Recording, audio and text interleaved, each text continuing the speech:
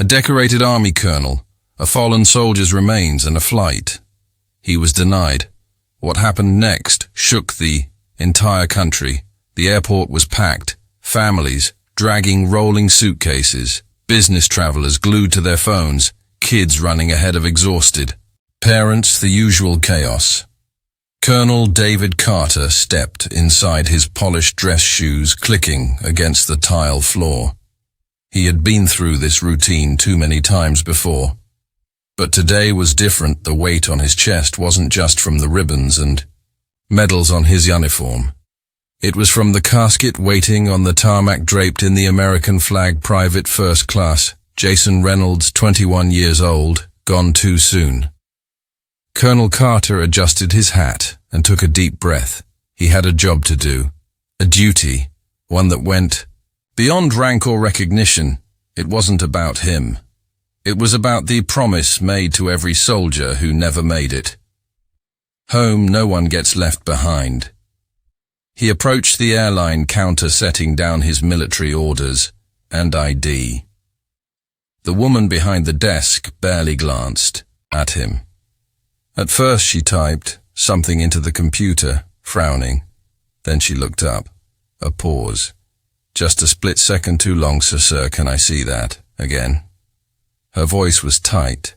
Carter handed over the papers once more, watching her closely, the flicker of hesitation, the sideways glance at her co-worker, the slight shift in her posture, as if she'd just stepped into something she wasn't prepared for.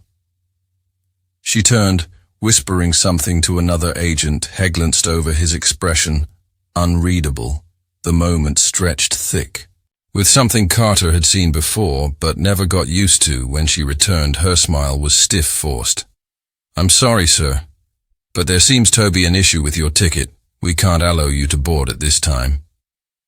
Carter exhaled slowly. He had dealt with all kinds of situations, combat zones, foreign diplomacy, political entanglements, but this was different. "I'm escorting the remains of a fallen soldier," he said evenly, tapping the paperwork. "Everything is in order." The agent didn't meet his eyes. "I understand, sir. But there's a security protocol in place and we can't override it." Carter kept his voice steady. "Security protocol." "Yes, sir," she said, forcing another weak smile. "It's just policy." He didn't move. Didn't flinch. Policy. What policy behind him? The line was growing, people, shifting, murmuring. He felt their eyes on him, but instead of stepping aside, he squared his shoulders and stood firm. He wasn't leaving without an answer, but the airline staff wasn't backing down either. The air around the counter felt heavier. Now conversations in the line behind him had started to quiet down as people took notice. A man in a crisp military uniform being denied his flight wasn't something you saw every day. Colonel Carter remained calm, his voice steady. "Ma'am, in need to understand exactly what the issue is. This is a military assignment, not a personal trip. My documentation is valid." The agent hesitated again. Her eyes darted toward the other airline staff, huddled near the back, whispering. A supervisor, a man in his mid-50s with a tired expression, finally stepped forward. He adjusted his name tag, then folded his arms as he glanced at Carter. "Sir, I apologize for the inconvenience." He started, his voice laced with that professional tone people used when they wanted you to stop asking questions. "But we have certain policies in place, and unfortunately, we can't override them at this time." That phrase, again, policies. Carter inhaled slowly through his nose. He had seen this before, just in a different setting. "I've flown with military escorts before," he said, keeping his frustration buried under years of discipline. "I know the procedure, and I know there's no policy stopping me from boarding, so let's be honest. What's the real reason? I'm being denied." The supervisor cleared his throat and shifted on his feet. "It's just an extra security measure, nothing personal, sir, nothing personal." That was Rich. Carter tightened his jaw but didn't let the anger take over. He had been in too many rooms where people hid behind vague explanations like this they were testing. His patients waiting for him to lose his temper to give them a reason to call security. He wasn't going to give them that satisfaction. The people in line were, watching now. A woman in a red blazer whispered something to her husband, a young man holding his boarding pass frowned, glancing at the airline employees like he was trying to make sense of what was happening. Then a voice cut through the attention. "Sir, do you have an issue with his military clearance?" Carter turned his head slightly. A man, a few spots behind him in line, had spoken up. He was older, maybe mid-60s, with a weathered face and a USM chat pulled low over his brow. A Marine, a veteran. The supervisor looked uncomfortable. "No, sir, this isn't about clearance. We just have to follow standard protocol." The Marine let out a sharp breath. "Yeah, I've been through security 1,000 times and I've never seen protocol stop a soldier from escorting of our own home." He folded his arms. "So, what is it?" More murmurs spread through the line. People started pulling out, their phones recording the shift-in. The air was palpable. The staff behind the counter could feel it. The agent who had originally denied Carter stole a glance at her supervisor, looking under UN Sure. Now the supervisor sighed, rubbing a hand over his temple. He looked at Carter again, the weight of the moment settling. "And let me check something," he muttered, before walking off. The agent at the counter kept her gaze down, suddenly very interested in her computer screen. Carter didn't move. He stood tall shoulders, squared, staring straight ahead. He wasn't going anywhere, but neither was this story. The murmur in the terminal was no longer just background noise. It was focused, charged. People in line were no longer just waiting for their flights. They were watching, recording. The Marine who had spoken up earlier wasn't the only one who looked irritated. A middle-aged woman in a denim jacket, clutching her purse, shook her head and leaned toward her husband. "This isn't right," she muttered. Hewn in uniform, a younger man in a hoodie, pulled out his phone and started typing, his fingers moving fast. People were taking notice, and that was dangerous for the airline. Carter kept his expression unreadable, but inside he was taking note of every detail. The supervisor hadn't returned yet, which meant one of two things. He was either scrambling for an excuse or waiting for this to die down. Neither was going to happen. Then a voice came from behind him. "Excuse me, sir." Carter turned his head. Slightly, a young woman no older than 25 was standing a few feet away, phone in hand, her eyes uncertain but determined. I don't mean to intrude, but I just want to make sure I understand. They're not letting you bore." Her voice wasn't loud, but the way she said it, careful, deliberate, made people nearby pay even more attention. Carter exhaled, glancing at the agent behind the counter. "That's correct." The young woman blinked as if she expected to hear a different answer. She hesitated for just a second, then nodded once and turned her phone screen toward him. "I'm live right now," she said.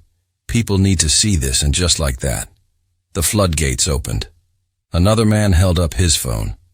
"This is wrong," he said, shaking his head. "This man is literally escorting a fallen soldier." A woman further back raised her voice. "Hey, excuse me." She waved her hand toward the counter. "Can someone explain why he's being denied?" A few people shifted, uncomfortably, clearly unsure whether they should get involved. But the energy in the room had changed. What started as quiet murmurs had grown into something bigger, something the airline staff could no longer ignore. The agent behind the counter looked like she wanted to shrink into the floor. Her hands were frozen over the keyboard, eyes flickering to the camera lenses pointed in her direction. Then the Marine from earlier took a step forward. He was done playing nice. "I've seen a lot of things in my time," he said, voice steady but firm. but he never thought I'd see the day when an American soldier, especially one escorting the remains of a brother in arms, was treated like this. The terminal had gone eerily quiet. Even the usual airport announcements over the speakers seemed distant, muted.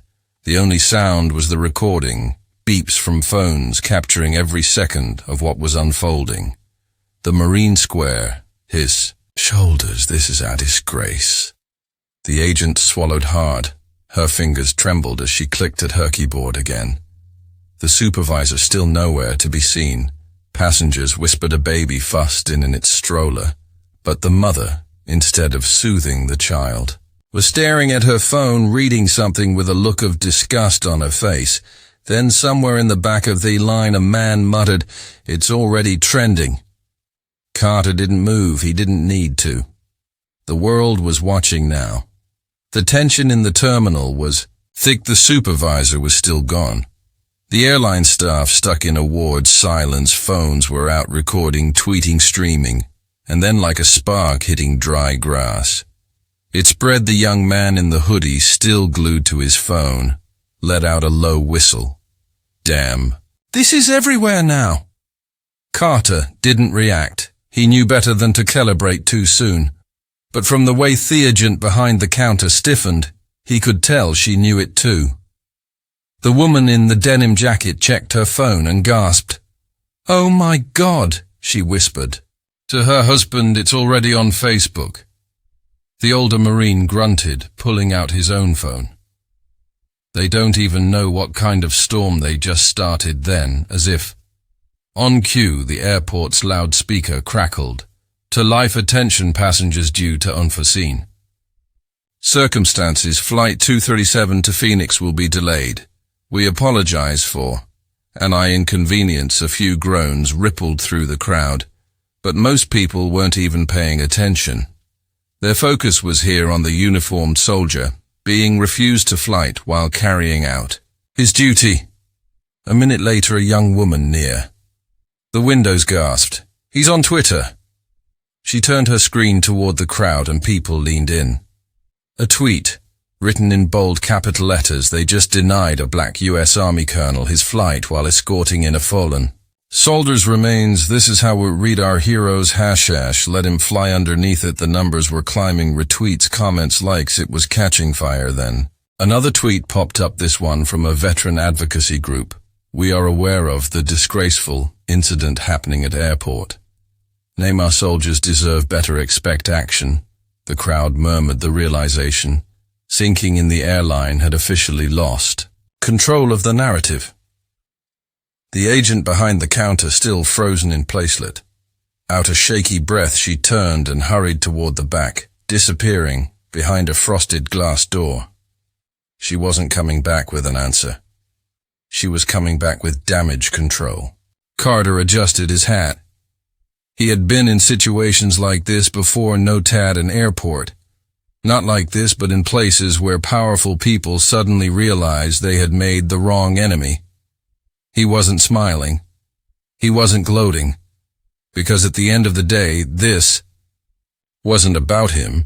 It was about Private First Class, Jason Reynolds, the young man waiting to go home. And right now, that mission was still incomplete. The crowd wasn't just watching anymore. They were waiting. The terminal felt different now, charged, expectant. Then the supervisor finally returned, but he wasn't alone. A second man walked beside him, this one in a sleek navy suit.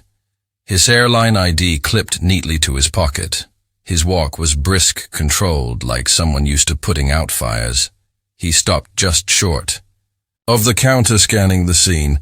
His eyes darted between Carter the Marine and the rows of phones still recording racing. He cleared his throat. "Colonel, I apologize for the miscommunication. There seems to have been an error with our system, but we're working to get you on your flight as soon as possible." Miscommunication. Carter had been in the military long enough to know what that word really meant. It meant we got caught. It meant fix this before it costs us too much. He didn't respond right away. Instead, he let the moment hang, watching. The airline representative shifts lightly under the weight of the silence. "I see. Carter finally said. His voice measured an error. You said yes, sire. Regrettable mistake. We assure you it was not intentional. A few people in the crowd scoffed. The Marine shook his head. The airline rep adjusted his tie, clearly uncomfortable. We'd like to personally escort you to the gate. Now, Colonel, first class accommodations, of course, first class, as if that was the point. Carter looked past the man toward the counter where the agent still stood, looking anywhere but at him.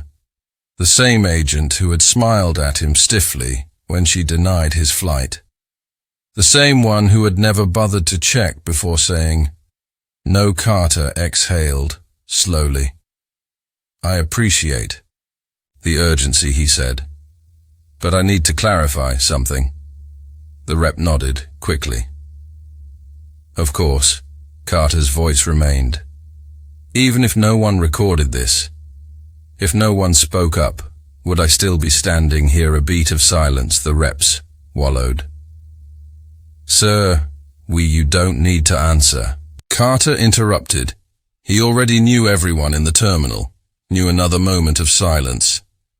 Then a woman in the crowd murmured, He's right.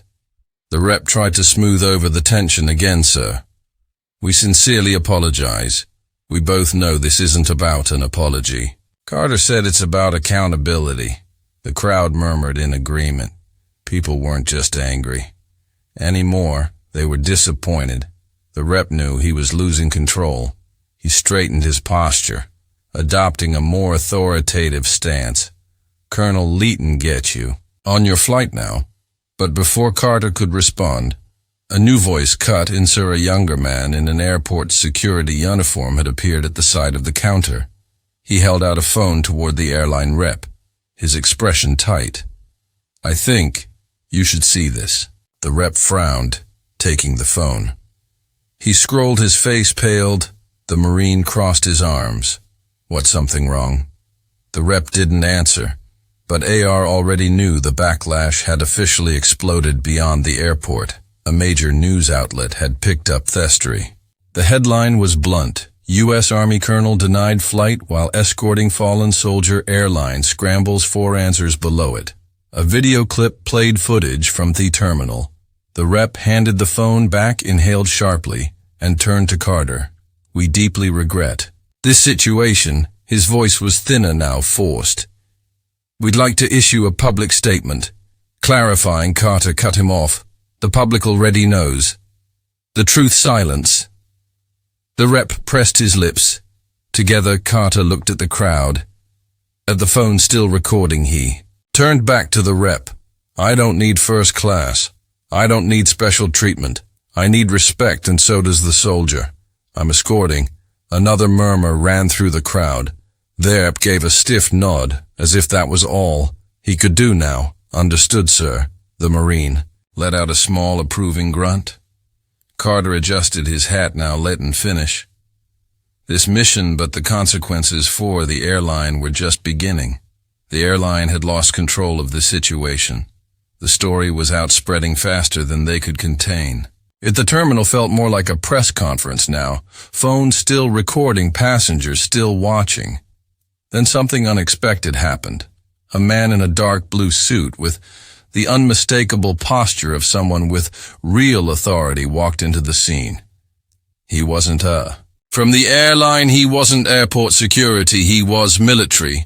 The room shifted, people moved aside instinctively as the man approached. His ID badge flashed briefly as he stepped up to Carter and extended his hand.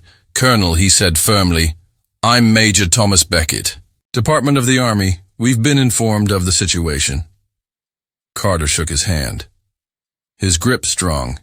He didn't need to ask how the major got here so quickly. The military doesn't play when it comes to it. Soon Beckett turned to the airline reefus voice. Crisp, we are handling this now. Colonel Carter and the remains of Private First Class Reynolds will not be flying commercial. The rep blinked. Aye, sir, you were just about to cover your tracks. Beckett interrupted. His tone was polite, but it carried weight. He glanced at Carter. Sir, the Pentagon has arranged for a private military flight. Your transport is waiting. A murmur rippled through the crowd. People exchanged glances. The U.S. military had stepped in. Carter exhaled, not out of relief. He did need saving, but because this mission was finally back on course. He gave a small nod, understood. Major Beckett's gaze flicked toward the airline rep one last time. This will be addressed. It wasn't a threat. It was a promise. Carter turned back to the Marine, who had been watching the entire exchange with satisfaction. Appreciate you, brother, Carter said. The Marine tipped his head. We look out for our own. Carter gave the room one last glance. The people who had spoken up, who had refused to let this slide, who had made sure this story was heard. He adjusted his uniform, squared his shoulders, and walked out, not toward the gate, but toward something bigger, but for the airline. The fallout was just getting started. The airline thought the situation would fade. A few apologies, a press release, maybe a statement from their CEO, damage control. But the public wasn't letting this go. News network picked it up. Veterans organizations released statements condemning the airline's actions. Politicians weighed in demanding accountability. Then came the financial hit. By the end of the week, the airline stock had dropped. A trending hashtag calling for a boycott gained traction. Customers flooded their social media with demands for answers. And then, the final blow, a lawsuit. Coalition of military advocacy groups filed a formal complaint against the airline for discrimination and failure to uphold service member protections under pressure. The airline CEO made a public appearance. He called it a regrettable misunderstanding and announced that the employees involved had been placed on administrative leave. Too little, too late. Meanwhile, Colonel Carter continued his mission. He escorted Private First Class Jason Reynolds home, standing by as the young soldier's family received him. For the last time, he didn't need the headlines. He didn't need the attention. He needed respect, and that was the real fight. Respect shouldn't be conditional. It shouldn't require a viral video or public outrage. It should be the standard. The people at that airport, the Marine, the passengers who spoke up, the ones who refused to stay silent, they proved something important. When people stand together, injustice has nowhere to hide. If you believe in accountability, if you believe in honoring those who serve, let your voice be heard, because silence lets things like this happen again, and next time it might not go viral.